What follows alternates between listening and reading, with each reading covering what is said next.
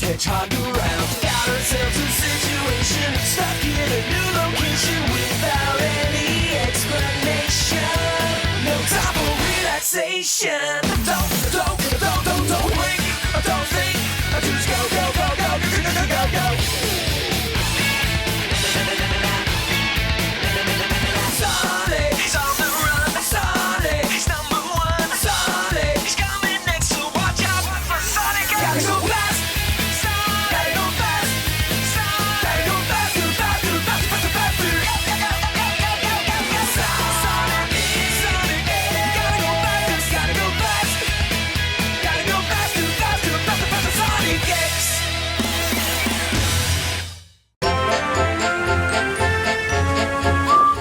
Thomas the Tank Engine puffed happily along his branch line with Annie and Clarabelle. Sir Topham Hatt was waiting on the platform. He looked at his watch. "Well done, Thomas. You are right on time and really reliable." "Thank you, sir," whistled Thomas. "Ooh, right on time and really reliable," hummed the coaches. But the big engines were not feeling cheerful at all. "Where's Percy?" mumbled Henry. "He's supposed to fetch our coaches." "We get no rest," complained James. He edged angrily onto the turntable and spoke rudely to Henry. "What's the matter, Henry? There's no rain today. Stop worrying and do some work instead." "I'm not afraid of getting wet anymore," huffed Henry. "Anyway, you look silly enough to be a clown. You should join the circus." "Oh," whistled Percy. "So you've heard the news?"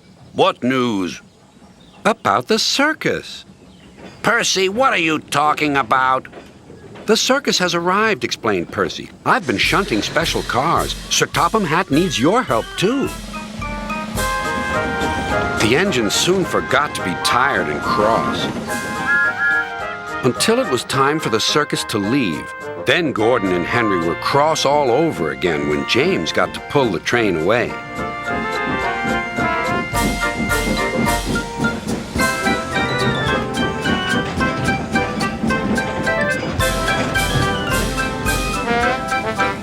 A little later, Sir Topham Hatt returned. "Come along, Henry. A tunnel is blocked down the line. You must take some workmen to investigate."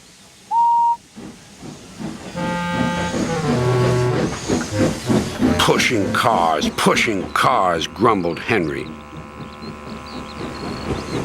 They stopped outside the tunnel. The workmen went inside.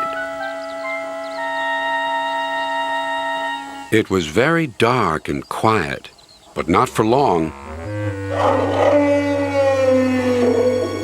"Help!" shouted the workmen, and they ran out. "We started to dig at the block, but it grunted and moved," one said. "Rubbish," said the foreman. "It's not rubbish. It's big and alive. We're not going in there again." "Right," said the foreman. "I'll ride in the cars and Henry shall push it out." "Wheesh," said Henry unhappily. He had been shut in the tunnel for being afraid of the rain, but this was worse. Something big and alive was inside. "Peep, peep. I don't want to go in." "Neither do I," said his driver, "but we must clear the line." Oh, dear, puffed Henry.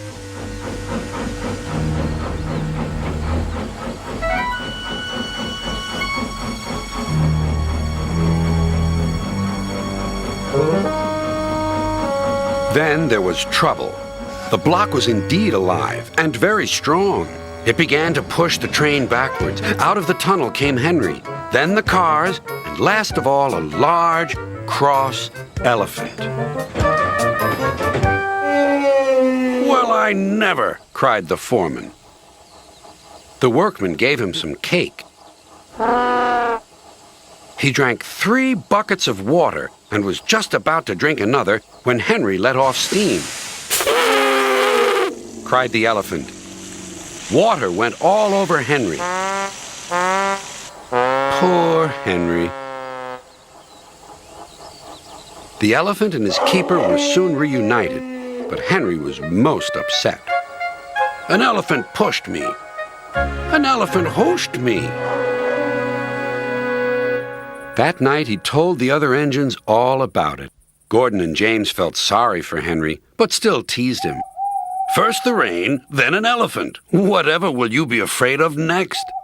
Never mind, Henry, murmured Thomas. I think you were brave today, and really reliable, too.